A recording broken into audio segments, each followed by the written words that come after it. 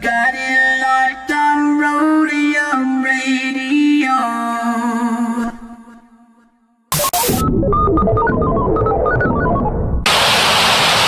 Hey Tony, drop that. What bass? I bet. Dr. Dre in the place to be. Co-rockin' shit with my homeboy Steve. After Roadium, get stupid dumb. Yo, don't think that you can get none of Dre. The motherfucking doctor, the bitch hopper, the sucker motherfucking stopper. I'm fucked up, so don't mind what I'm saying. I'm just kicking it, but Steve, Tony, A.M., Susan, yo, we be choosing dope shit to put in a mix. Know what I'm saying? We kick shit like and that's a fact. And if your shit ain't in the mix, you know it's whack. And that ain't no bullshit. I'm kicking facts on a serious tip. Word up, Dr. Dre's in full effect doing serious damage, boy. Tony A. Tony A.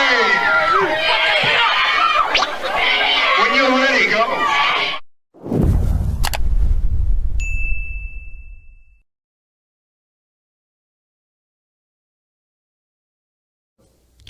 Welcome back, everybody, to Roadium Radio episode 152. And I got a couple of announcements I want to make. One of them is I want to wish Alicia Angel Eyes a happy birthday. Good friend. I just want to thank you for always being a good friend to me, having my back. Much love, much respect. I hope you enjoy your day.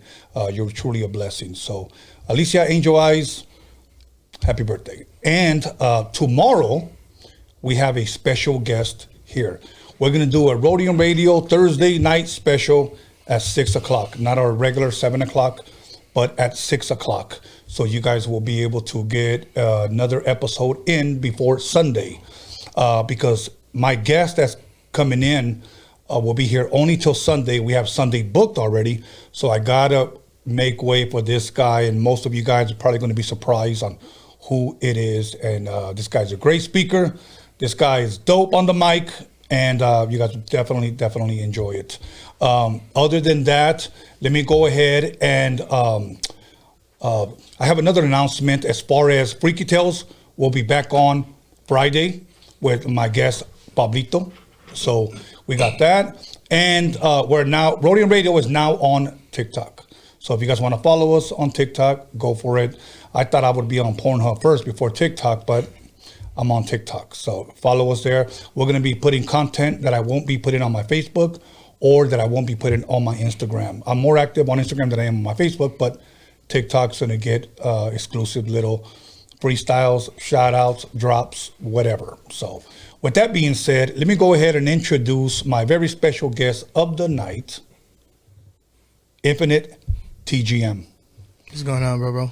The Grand Master. Yes, sir. Okay, last time you were here, okay, I had to write this down. All right. It was episode 55, okay? Dang, episode really? 55. Okay. It's been 97 episodes since you've been here. Wow. I didn't think it was going to be that long. Yeah, huh? That's tight. Okay, that's cool. But you know what? Timing is everything, and I'm glad you're here Right. because you got a lot of new stuff out. Yes, sir. Okay, so with that being said, Infinite, how you been, man? I've been good. Been really good, man. Just getting through the whole COVID thing. I didn't get it, but, everybody that I knew had it and stuff, so I've been, been staying inside a little bit more. But other than that, I've been cool, man. Life's been great. Just making music, working on hella music, man. That's what I always do, That's good, man. I know the last time we were here, you mentioned that you had a collection of Dragon Ball Z. Yeah, I do. Do you still collect? I still have that, yeah. I remember I go, what's up with the Dragon Balls? Yeah. No, man. So you're a big fan of that. You a big fan of any other anime or any other collecting of toys or anything like that? When I was growing up, I was super into like Dragon Ball Z, Naruto, probably like I don't know if they consider this an anime, but I was into Yu-Gi-Oh a lot. Okay, yeah. You know what I'm saying? I was into other stuff too, like Power Rangers and stuff like that when I was a kid. So yeah, I was into just a lot of action stuff, like a lot of action-based stuff. Hey, do you ever go to Frankenstein's? You heard of it? I heard of it, and actually a friend of mine actually told me about that not too long ago. It's like in Diamond Bar, I think, right? Or something like that. You know what? I'm not sure. It's off of, I believe, a street called Nogales. Right. Okay, yeah. A friend of mine went there and he sent me a video. He's like, dude, have you ever been here? And I was like, no. And he was like, what is it? He sent me a video of they have a bunch of collectibles and a bunch of stuff. I was like, dude, that's crazy. So yeah, I haven't been there yet, but I'm planning to go. That would be tight. Yeah. Okay. You know, last time we covered so much. For those of you that didn't see the first Infinite video or interview, I should say, go check out episode 55 on Roadium Radio. It's up there. And we shared a lot where you're from. A lot of people may not know, but let me just give a quick recap. For sure. You were born in Brooklyn. Yes, sir. You moved out here, you said between 13 and 14 years old? About 11, 12, same thing. Yeah, it's around there. Mm-hmm. Now, for me, I asked you today when you came in, because I didn't ask you the first time. Right. Your nationality. Right. And you told me? Salvadorian, Guatemalan. Okay, Salvadorian, Guatemalan. To me, that's important. And Right. the reason why I bring that up is because there were people that were pretty much saying he doesn't claim to be a Chicano rapper. Right. Okay. Now, we'll get into that eventually. For sure. My question was, and I think it's a somewhat of a controversial question, and most people are 50-50 when I ask. I ask, and I put out a post one time, and I said, do you have to be Chicano to be a Chicano rapper? Right. And let me tell you something. I tagged all the big names, that consider themselves Chicano rappers. Right. And not one of them liked or commented. Really? Not one of them. Now, here's the thing, but many of those, not all, but many of those are very hard and gung-ho about Chicano rap. And I'm like thinking, well, why didn't you comment? You know? And a couple of those guys actually called and I said, did you see my post? Oh, yeah, I saw it. Well, how come you didn't comment? You know, you're for this movement, you know, you're for this genre of music. Right. I believe you should have. And I know you've gotten called on that. I've been called out on that. Okay, before. but we'll get into that. Okay, Yeah, sure. We won't give them everything all at once. Right. Now, other than that, I know when you moved out here, you moved to Riverside. Yes, sir. Okay, and just recently, you went back to New York. Yeah, I did. Okay, how long were you out there for? So out there for 2 weeks. Okay. Yeah, just I have a bunch of family out there. So, you know, I got my pops that lives out there. I got a couple cousins, my uncles and stuff like that. So I had initially went out there for family reasons. Like we were just going to hang out with family. But it kind of took a little bit of a turn because I actually when I went out there, it turned into more of a music related trip than it ever was like with family. So I did more music and video related things out there than I did like spend time with my family. But you know, it was still fun though. It was cool. Well, you know, because music is in you and it comes out, man. Sometimes, you know, Right. it takes us places that we never thought. You know, for an example, there was a time like what you just said, you went out there for family reasons and then you ended up doing more music. Yeah. Okay. I remember I was out of the music game for way over 10 years. Right. And I just thought about go visiting an old friend. And I said, let me go see what he's doing. Right. Luckily, at least I got dressed up to go hang out with him.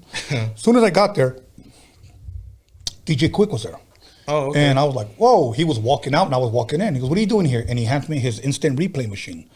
And he said, I wasn't even there 30 seconds. And he said, come on, Tony, hey, let's go do a show. It'd be like that. I get it. You know, and I said, well, I went, and he goes, come on, let's go. We'll talk in the car. Yeah. We hop in his Maserati and we go to the club, hook it up, and there I am again. And I hadn't done it in over 10 years. All involved in the music. Yeah. Yeah, dude. But it happens when you're involved in the music. You know, so now, as far as the last time you were here, 97 episodes ago, what has Infinite been doing? I know you have a child, correct? Yes. Okay. Besides raising him and spending my time, you know, I'm a single dad, so I've been spending my time, you know, making sure he's got everything he needs. Other than that, and I don't know if I was doing it when I came here last time. I think I was, but I wasn't super heavily into it. I was shooting videos. I had started shooting videos, music videos for people. Really? Yeah. So I was. It started off slow. I was doing it, you know, here and there for the homies, this and that, you know. Then it started branching out, and I started doing more videos for more people. And I ended up just, dude, like last year, I think I knocked out like maybe like over 113 videos throughout the year. And I was just shooting back to back. Just so I've been doing a lot of shooting of videos and stuff. And other than that, just, you know, just same thing, just working on my music. I've been kind of branching out into different genres too, other than rap music.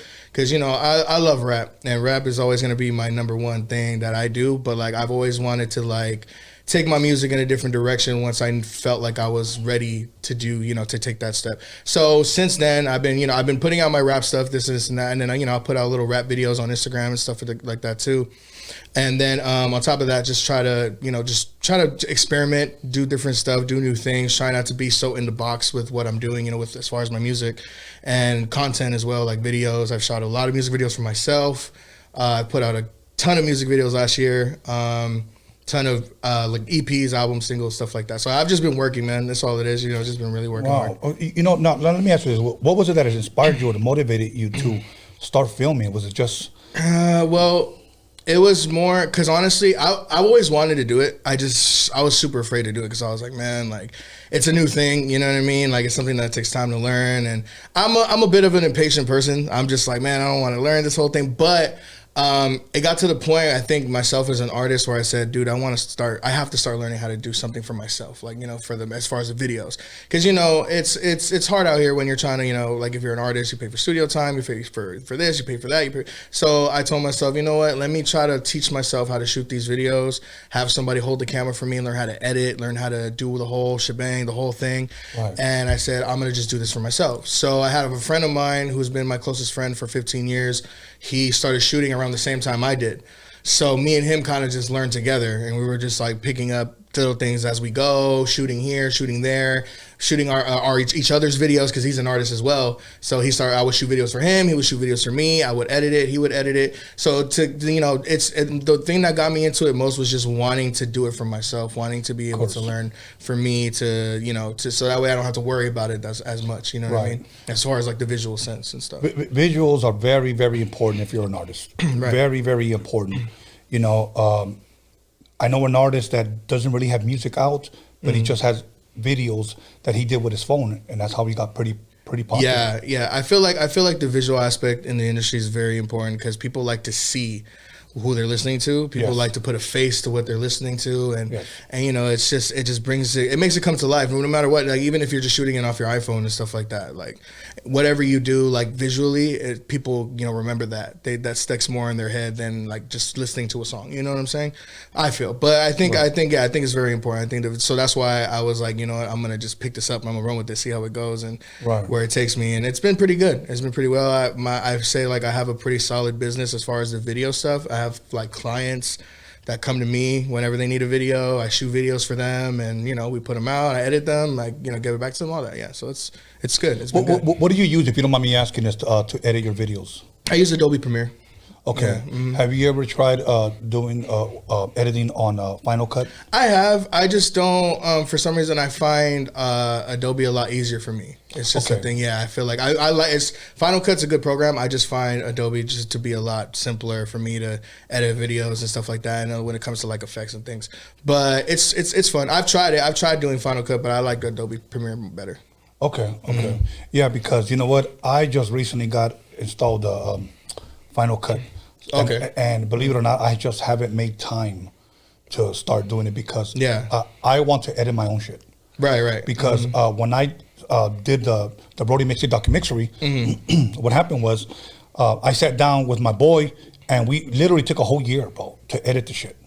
Yeah. And now he's a fast worker. But I sat there saying, you know what, do this, now use this transition. Now throw in this picture and make it dissolve out. Right. You know what I'm saying? And then have this other picture coming from this side, have this one bump out, so I was pretty much telling him how to do it. And then I just thought to myself, why don't I just do it? Yeah. So I get what you're saying about you just want to do it yourself, Right. Now, let me ask you a rap question, hip hop question. Okay. Okay. I'm not going to put you on the spot, but all right. The 4 elements of hip hop. Okay, the 4 elements of hip hop. Can you consider yourself a hip hop artist? So do I consider myself a hip hop artist based on the 4 elements of hip hop? Well, is that what you're asking? Well, first let's talk 4 elements of hip hop, and then I'll rephrase that question. Okay. So we know that one of the elements is MCing. Right. Okay. What people know as is rapping. Break dancing, popping, whatever, up rocking, whatever has to do with graffiti. Right. And then DJing. Right. Okay, those are what the 4 elements of hip hop are. Some people say knowledge today is the 5th element. Well, I think you should have been, you should have been knowledgeable to begin with. Yeah, You know? for sure. So now, with that being said, do you believe that every rap artist should at least know the elements of hip hop? I do. I feel like they should have at least some sense of what those, how those elements were incorporated as far as hip hop was concerned, like from back in the day and stuff like that. Because I feel like maybe today it's not as used as much, you know, but I feel like it's important to brush up on history and like stuff like that, like with anything, like, you know what I'm saying, you start anything new or you start getting into something you know nothing about, you want to do your research and say, okay, what can I learn about this, what's new that I can learn. So I feel like, yes, I feel like people should have at least a knowledge of what the four elements are and what made those elements hip-hop elements, you know what I'm saying, and kind of just brush up on the history and of things like that. But as far as having those elements, I feel like there's very few, and there's probably a lot of people that just do one of those elements instead of just having all four. I've never really met anybody that has all four of those elements. So to have all four, like now, I feel like it's very rare. But yeah, so I feel like it's important for you to have a certain knowledge about those elements, though. I feel like it's important. Yeah, you know, and I know some people will probably laugh at what I'm about to say, but this is just me. Okay, I guess because I'm a old fool from the old school, you know. I think that everyone that considers themselves a hip hop artist, okay, should at least visit New York once. Okay, I get what you're going with it. I feel that. Okay, because that's where it all started. You know, in the Bronx, Kool Herc. Yeah. Okay. As a matter of fact, on my TikTok, I just put a video of where I went to go visit Kool Herc's first party, 1973. Oh, it's crazy. Okay, that's tight. And that's pretty much where it all trickled around the world. You know, I've had legends here. When I say legends, like West Coast legends, like a woman named Violet Brown, Lonzo from the World Class Wrecking Crew, Arabian Prince, former member of NWA, Clientele, the lead rapper of, you know, of the World Class Wrecking Crew, and I can go on and on and on. And Chris the Glove Taylor, okay? And those guys will all tell you that during their time, because they're a little bit older than me, well, some are a lot older than me, that when rap came in, everybody was saying, and the reason why they wouldn't play it on the radio, because it's a fad. It's a fad. It's just going to go in and go out. Come out, yeah.